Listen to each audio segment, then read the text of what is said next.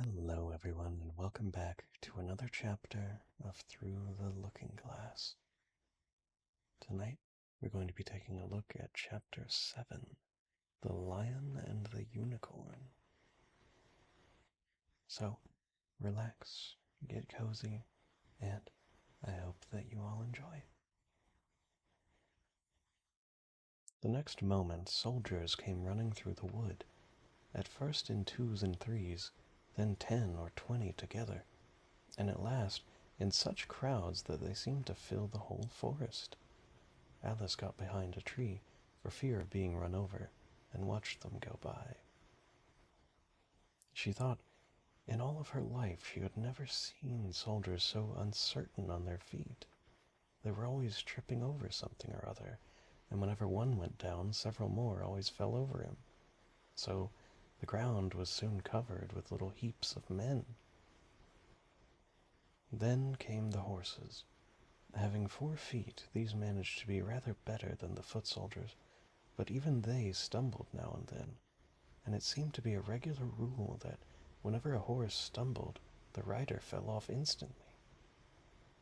The confusion got worse every moment, and Alice was very glad to get out of the wood and into an open place where she found the White King seated on the ground, busily writing in his memorandum book. "I've sent them all," the king cried in a tone of delight on seeing Alice. "Did you happen to meet any soldiers, my dear, as you came through the wood?" "Yes, I did," said Alice. "Several thousand, I should think." 4,207. That's the exact number, the king said, referring to his book. "I couldn't send all the horses, because 2 of them are wanted in the game. And I haven't sent the 2 messengers yet, either. They're both gone to the town. Just look along the road and tell me if you see either of them." "I see nobody on the road," said Alice. "I only wish I had such eyes," the king remarked in a fretful tone. "To be able to see nobody, and at that distance, too. Why, it's as much as I can do to see real people by this light." All this was lost on Alice, who was still looking intently along the road, shading her eyes with one hand.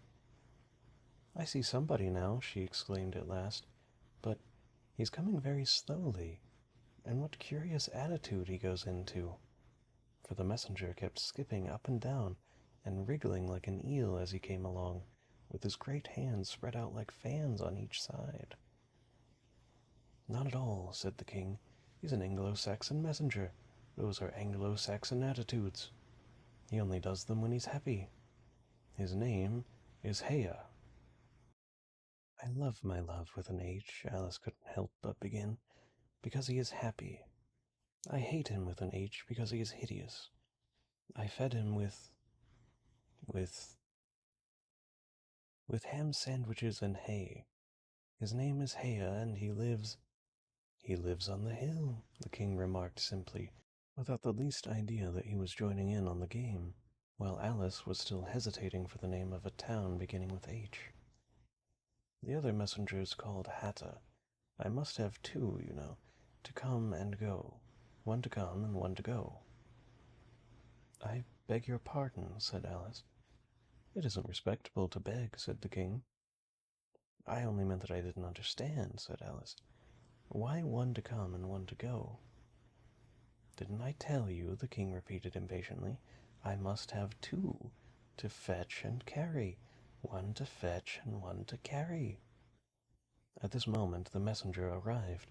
He was far too much out of breath to say a word, and could only wave his hands about and make fearful faces. "This young lady loves you with an H," said the king, introducing Alice in the hopes of turning the messenger's attention away from himself. But it was no use. The Anglo-Saxon attitudes only got more extraordinary every moment, while the great eyes rolled wildly from side to side. "You alarm me," said the king. "I feel faint. Give me a ham sandwich." On which the messenger, to Alice's great amusement, opened the bag that hung round his neck, and handed a sandwich to the king, who devoured it greedily. "Another sandwich," said the king. "There's nothing left but hay now," the messenger said, peering into the bag. "Oh, hay then," the king murmured in a faint whisper. Alice was glad to see that it revived him a good deal. "There's nothing like eating hay when you're faint," he remarked to her as he munched away. "I should think that throwing cold water over you would be better," Alice suggested. "Or some sal volatile." "I didn't say there was nothing better," the king replied. "I said there was nothing like it," which Alice did not venture to deny. "Who did you pass on the road?" the king went on, holding out his hand to the messenger for some more hay. "Nobody," said the messenger. "Quite right," said the king. "This young lady saw him too, so of course nobody walks quite slower than you." "I do my best," the messenger said in a sulky tone. "I'm sure nobody walks much faster than I do." "He can't do that," said the king, "or else he'd have been here first. However, now that you've got your breath, you may tell us what's happened in the town." "I'll whisper it," said the messenger, putting his hands to his mouth in the shape of a trumpet, and stooping so as to get close to the king's ear. Alice was sorry for this, as she wanted to hear the news too. However, instead of whispering, he actually shouted at the top of his voice. "They're at it again." "Do you call that a whisper?" cried the poor king, jumping up and shaking himself. "If you do such a thing again, I'll have you buttered." It went through and through my head like an earthquake. It would have been a very tiny earthquake, thought Alice. "Who are at it again?" she ventured to ask. "Why, the lion and the unicorn, of course," said the king. "Fighting for the crown?" "Yes, to be sure," said the king. "And the best of the joke is that it's my crown all the while. Let's run and see them." And they trotted off, Alice repeating to herself as she ran the words of the old song. "The lion and the unicorn were fighting for the crown. The lion beat the unicorn all around the town. Some gave them white bread and some gave them brown. Some gave them plum cake and drummed them out of town." "Does the one that wins get the crown?" she asked as well as she could, for the run was quite putting her out of breath. "Dear me, no," said the king. "What an idea." "Would you, be good enough," Alice panted out after running a little further, "to stop a minute just to get one's breath again?"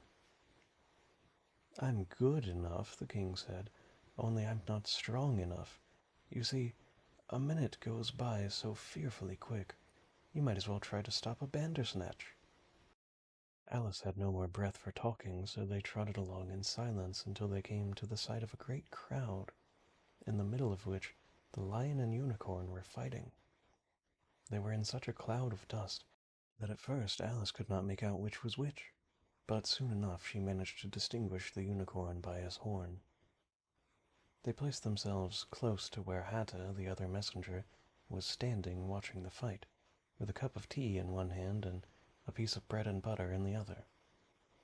"He's only just out of prison, and he hadn't finished his tea when he was sent in," Haya whispered to Alice.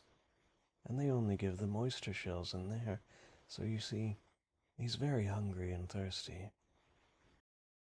"How are you, dear child?" he went on, putting his arm affectionately around Hatta's neck.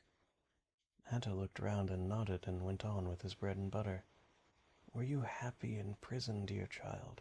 said Haya. Hatta looked round once more, and this time a tear or two trickled down his cheek, but not a word he would say. "Speak, can't you?" Haya cried impatiently, but Hatta only munched away and drank some more tea. "Speak, won't you?" cried the king. "How are they getting on with the fight?" Hatta made a desperate effort and swallowed a large piece of bread and butter. "They're getting on very well," he said in a choking voice. "Each of them has been down about 87 times." "Then I suppose they'll soon bring the white bread and the brown," Alice ventured to remark. "It's waiting for him now," said Hatta. "This is a bit of it I'm eating right here." There was a pause in the fight just then, and the lion and unicorn sat down, panting while the king called out, 10 minutes allowed for refreshments.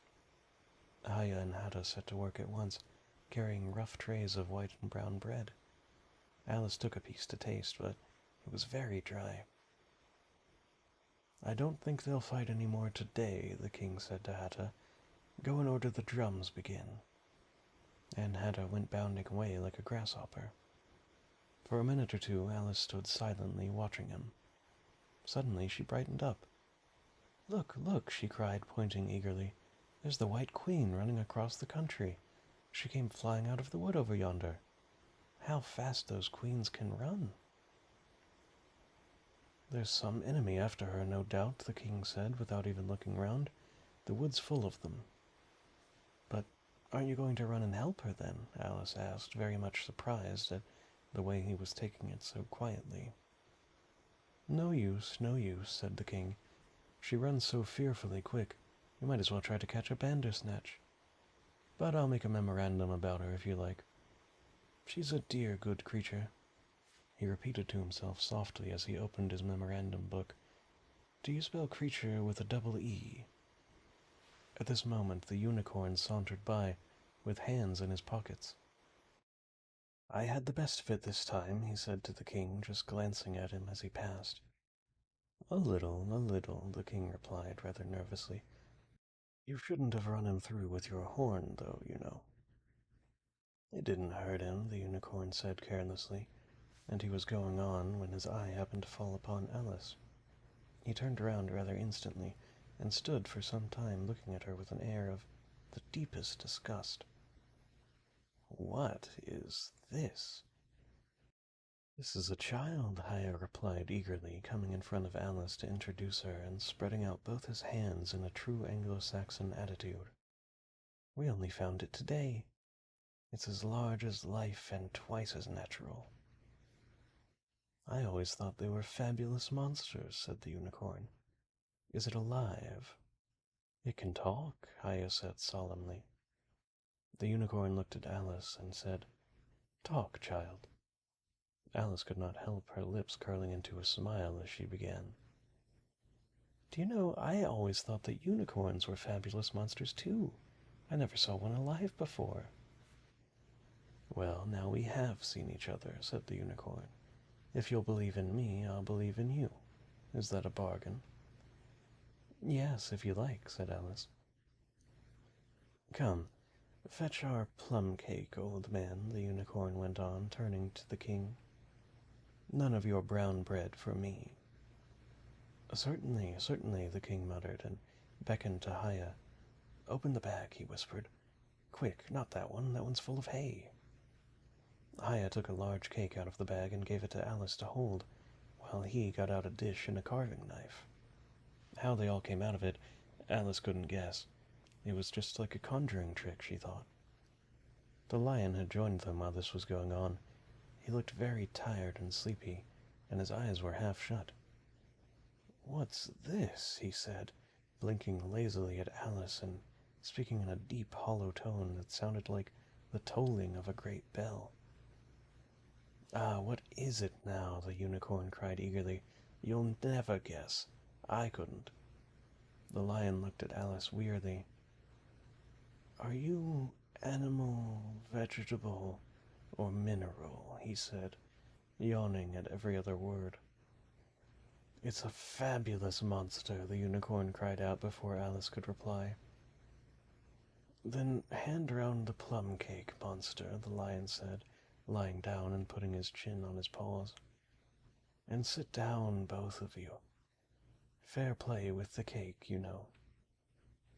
The king was evidently very uncomfortable at having to sit down between the two great creatures, but there was no other place for him. What a fight we must have for the crown now, the unicorn said, looking slyly up at the crown which the poor king was nearly shaking off his head. I should win easily, said the lion. I'm not so sure of that, said the unicorn. Why, I beat you all around the town, you chicken, the lion replied, half getting up as he spoke. Here the king interrupted to prevent the quarrel going on.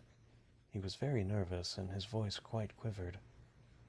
All around the town, he said. That's a good long way. Did you go by the old bridge or the marketplace? You'd get the best view by the old bridge, you know. I'm sure I don't know, the lion growled as he lay down again. There was too much dust to see anything. What a time the monster is cutting up the cake. Alice had seated herself on the bank of the little brook, with a great dish upon her knees, and was sawing away diligently with the knife. It's very provoking, she said in reply to the lion. I've cut several slices already, but they always join on again. You don't know how to manage looking-glass cakes, the unicorn remarked. Hand it round first, and cut it afterwards. This sounded like nonsense, but Alice very obediently got up and carried the dish around, and the cake divided itself into 3 pieces as she did. Now cut it up, said the lion, as she returned to her place with the empty dish.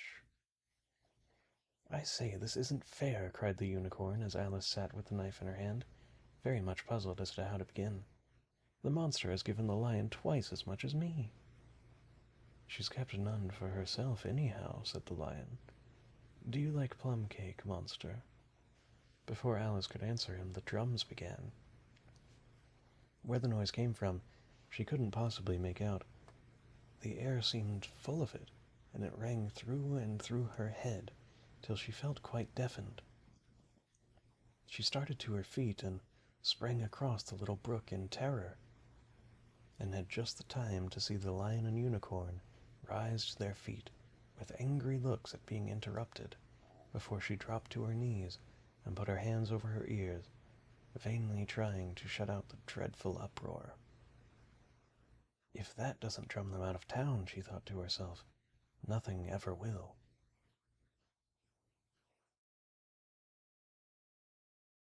And that was Chapter 7. I hope that you all enjoyed, that you're able to get some good rest, and I will see you back here for Chapter 8 very soon. Good night.